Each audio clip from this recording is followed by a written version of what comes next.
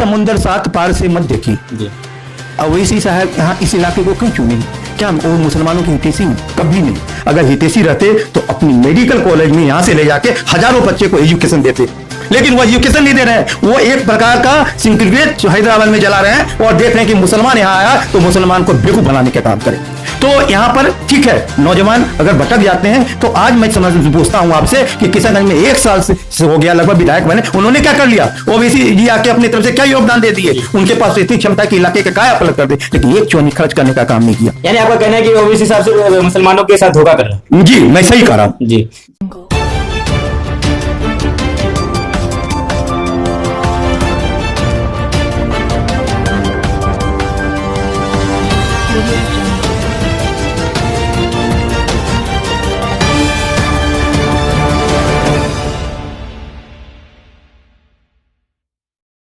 अस्सलाम वालेकुम, नमस्कार, आदाब। मैं आपका दोस्त रियाज राही और आप लोग देख रहे हैं आपका अपना चैनल अपना गांव। दोस्तों, जैसे कि आप लोगों को पता होगा कि पिछले कई दिनों से मैं आपके सभी प्रत्याशी प्रतिनिधियों के पास जाता हूं और उनसे तीखे सवाल करता हूं जो कि आपके द्वारा दिए जाते हैं। आज हमारे खास मेहमान हैं वरुण कुमार सिंह जी, जो कि भारतीय जनता पार्टी के सह संयोजक कला संस्कृति मंच के अध्यक्ष हैं। तो चलिए बात करते हैं उनसे। पहले उनको मैं कहूंगा कि आप इंट्रो दीजिए हमारे व्यूअर्स को, हमारे लोगों को, और बताएं कि आप अभी किस पद में हैं और भाजपा के साथ आप कब से जुड़े हुए हैं। मेरा नाम वरुण कुमार सिंह है। मैं प्रदेश कला संस्कृति प्रकोष्ठ के सह संयोजक हूँ और पिछले बार भी मैं इसी पद पे था और प्रदेश में लगातार 9 साल से मैं पदाधिकारी पे हूँ। और इस इलाके में मैं 2 बार मंडल अध्यक्ष रहा हूँ, उसके जिला में तकनीकी मंच के जिला अध्यक्ष रहा हूँ, जिला के कई पदों पे रहा हूँ और मैं अलग अलग विधानसभा के प्रभारी भी रहा हूँ और काफी वर्षों से हम यहाँ जुड़े हुए हैं। और मेरा ये मेरा नहीं है, हम 2 पीढ़ी से हैं। मेरे पिताजी भाजपा के उन चुने हुए लोग में हैं जो पहला कदम भाजपा के लिए चले थे। उन्होंने भी जिला उपाध्यक्ष रहे हैं, सदस्यता प्रभारी रहे और भाजपा के लिए काम किए। उन्हीं के समय में अवध बिहारी सिंह विधायक बने, सिकंदर सिंह विधायक बने और सैयद शाहनवाज हुसैन संसद मिनिस्टर बने। जी सर, सबसे बड़ी बात यह है कि जनता आपको वोट क्यों करे? आपने जनता को अब तक क्या देने का काम किया? देखिए, मेरी सरकार यहां नहीं रही है, मैं इस बात को मानता हूं, लेकिन केंद्र और राज्य में हमारी सरकारें रही है। आज 15 साल पहले चाहिए तो फर्क आप देख लीजिए। 15 साल का फर्क और आज का फर्क क्या है?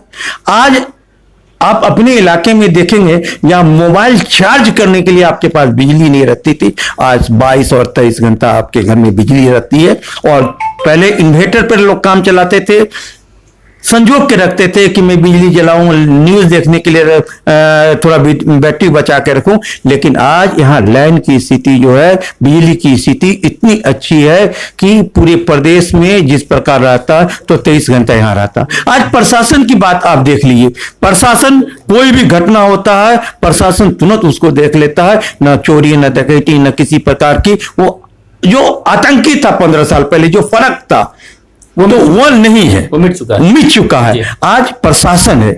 आज डेवलपमेंट के काम देख लिए, आज डेवलपमेंट के काम देख लिए तो एक से एक सड़क प्रधानमंत्री सड़क बन रही है, लेकिन हमारे प्रतिनिधि होने के कारण काम कम हुआ है। अगर हमारा प्रतिनिधि रहता तो काम अधिक होता। एक एक गली में, बगल के कोचाधाम में देखिए सड़क काफी बने, यहां भी सड़क बन सकता था, लेकिन हमारे केंद्र के द्वारा योजना यहाँ पर आ रहे हैं। आज एक कोरोना संकट काल में मैं कहना चाहता हूं, जो प्रवासी आए उसे आने का खर्चा दिया गया। उन्हें जब यहाँ आए तो क्वारंटाइन सेंटर में रखा गया, उसे खाने की व्यवस्था की गई, बाल्टी लोटा जो सामग्री है उन देने का काम किया। केंद्र की तरफ से अलग सुविधा दिया गया और राज्य की तरफ से भी घर जाते वक्त उसे 1000 रुपया दिया। सर, वो एक बात यह है कि भाजपा को लोग वोट क्यों करें? क्योंकि देखिए, भाजपा को पिछले बार वोट किया था लोग अवध बिहारी जी को, लेकिन अवध बिहारी जी एक मजबूत विपक्ष का रोल अदा नहीं कर पाए। ऐसे में लोग भाजपा को वोट क्यों करेंगे? क्या पता इस बार फिर आप लोग जीत गए तो ठीक है, वरना हार गए तो फिर जाकर बिस्तर पकड़ लेंगे, फिर अवाम को आप भटकने के लिए छोड़ देंगे। ऐसे में भाजपा क्यों वोट करें लोग? देखिए, अवध बिहारी जी हमारे नेता हैं, उन्होंने चुनाव लड़ा, लेकिन नेता के साथ हम लोग कार्यकर्ता रहते हैं। मैं इस बात की जानकारी देना चाहता हूं कि बहादुरगंज विधानसभा में जितने कार्यकर्ता हैं, हर पल, हर क्षण, हर समय जनता के लिए खड़ा रहा, वो चाहे बाढ़ का समय हो। शायद मैं जानकारी देना चाहूँ, जब बाढ़ आया तो मैं टेरागाछ में जाकर लोगों को अनाज और दवाई देने का काम किया। जब जरूरत पड़ती है तो किसी प्रकार का इलाज की जरूरत पड़ती है तो मैं खड़ा रहता हूं। अगर अवध बिहारी जी नहीं खड़े रहते हैं तो वरुण सिंह तो खड़े रहते हैं, वरुण सिंह नहीं खड़े रहते तो नवीन सिंह खड़े रहते हैं, मेरे चारों अध्यक्ष मंडल अध्यक्ष खड़े रहते हैं। तो मैं इस बात का कहना चाहता हूं कि ये इलाका ये आम गलती कर रहा है कि बहादुरगंज से बीजेपी का प्रतिनिधि नहीं दे रहा है। अगर बीजेपी का प्रतिनिधि यहां से हो तो यहां चौतरफा विकास होगा। और आवाम की सोच गलत है कि वोट के समय जात देखते हैं, जात नहीं, जात विवाह के समय देखा जाता है, जात संबंध के समय देखता है। आप प्रतिनिधि चुन रहे हैं, रिश्तेदार नहीं चुन रहे। मैं आवाम को मैसेज देना चाहता हूं कि आप एक उम्मीदवार चुनिए, जो उम्मीदवार आपके लिए काम कर सके।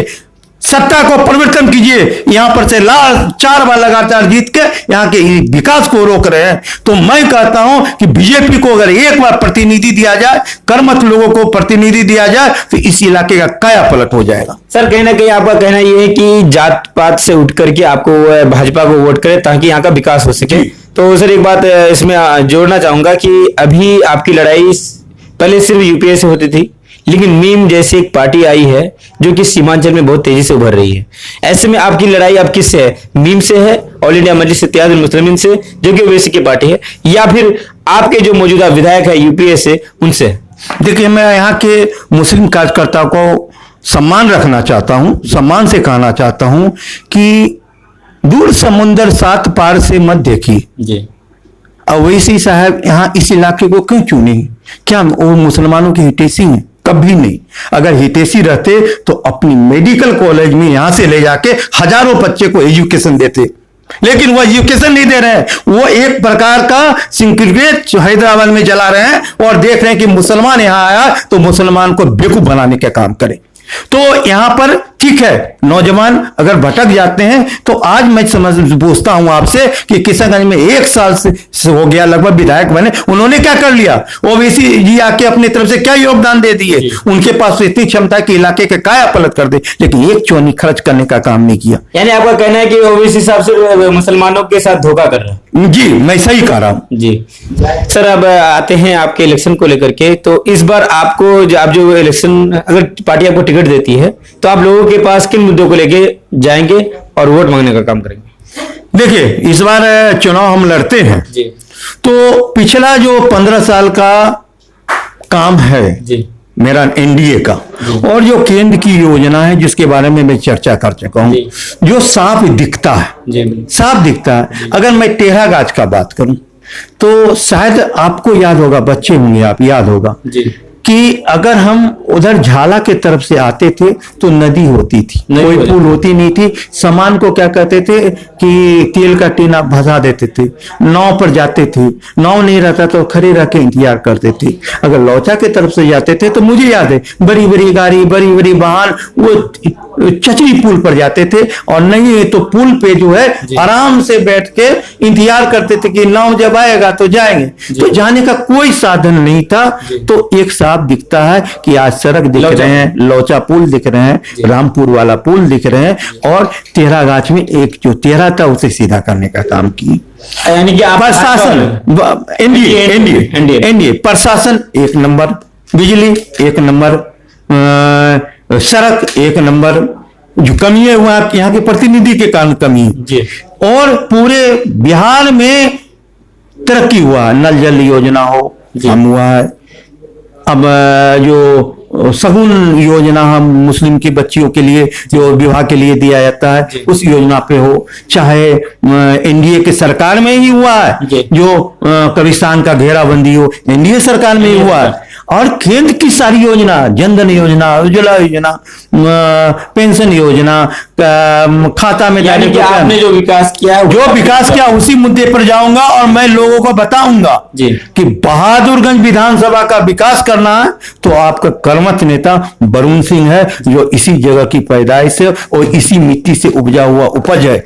आप जात पर नहीं जाएं, आप काम पे जाएं। जो एनडीए ने काम किया, मुस्लिम वोट मिल पाएगा? मुझे मुस्लिम वोट काफी मिलेगा जी। मैं कहना चाहता हूं काफी मिलेगा, क्योंकि मैं इसी के साथ उठा हूं, इसी के साथ बैठा हूं, इसी के साथ पढ़ा हूं और इसी जगह में खेती किया हूं। मैं उसके साथ भैंस चराया हूँ, मैं उसके साथ रोपनी किया हूँ, मैं उसके साथ धन कटनी किया हूँ, मैं उसके साथ घुल मिल के रहता हूँ।